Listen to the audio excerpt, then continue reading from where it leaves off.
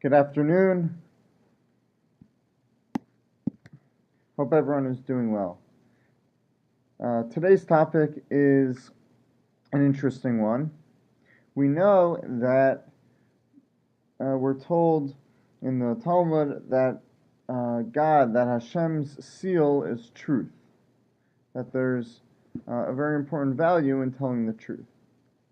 However, there are instances when a little white lie that is productive is allowed and perhaps even encouraged. The Gemara, the Talmud tells us that for the sake of peace, one may bend the truth. Mishaneh mepnei hashalom. You can bend the truth for peace in order to maintain civility between people. There are three examples. Right? The Gemara, the Talmud brings the following example that the brothers of Yosef, right, the Shvatim, after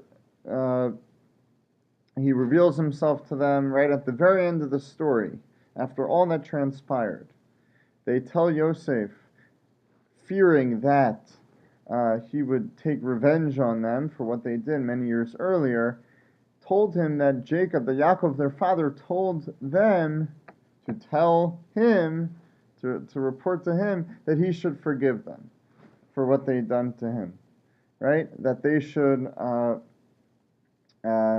be, in his eyes, innocent, and he shouldn't do anything, he shouldn't take revenge on them. Now, did Yaakov actually say this? He did not, right? He didn't know that all this was going on anyway. So the fact that they said this in order to maintain peace, that Yosef shouldn't come after them, here they were, it was between them and Yosef, meaning here it was to save themselves, to create peace for themselves, but it was allowed, right? Because even though no one actually told the brothers no one actually told Yosef to forgive them, but in this case, the benefit of peace outweighs the absolute notion of truth.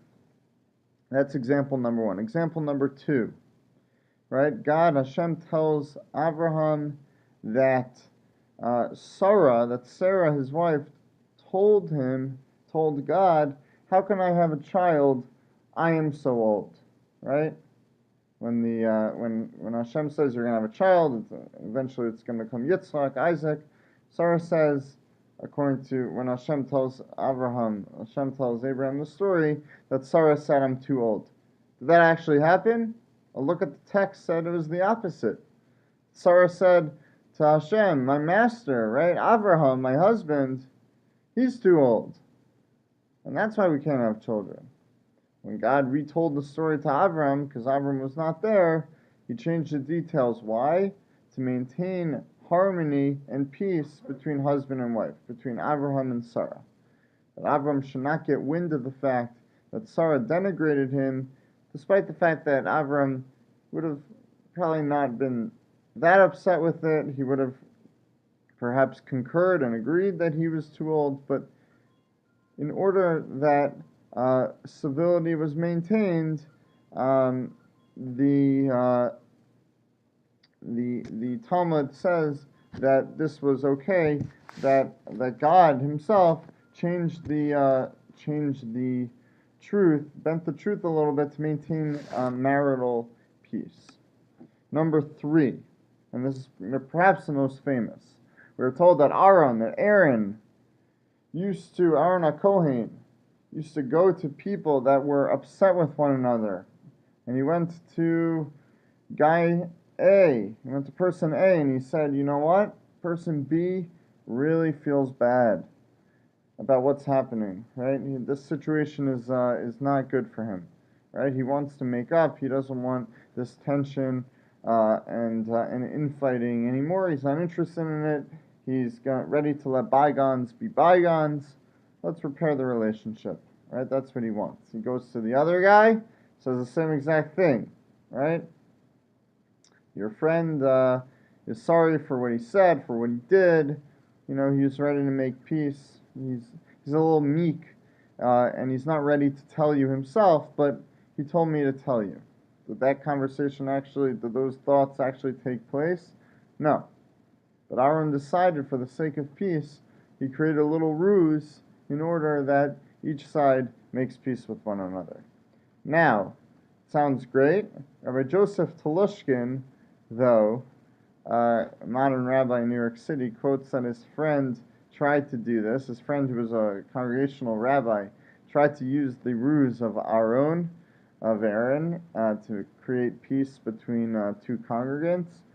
And it was going great until the congregants then subsequently met, and the truth came out that neither one of them really had this conversation with the rabbi.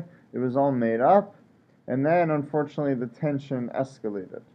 Whereas in Aaron's case, we're told that he managed to create peace, and the people rode off into the sunset. At least that's what we're told.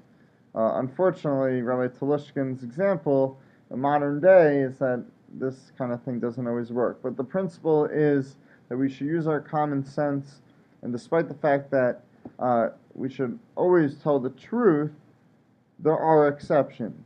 In these cases, we learn that when it comes to bending the truth, right? So Judaism believes that if someone asks you, how's the food? If you're a guest at their house, or you're a friend and they say,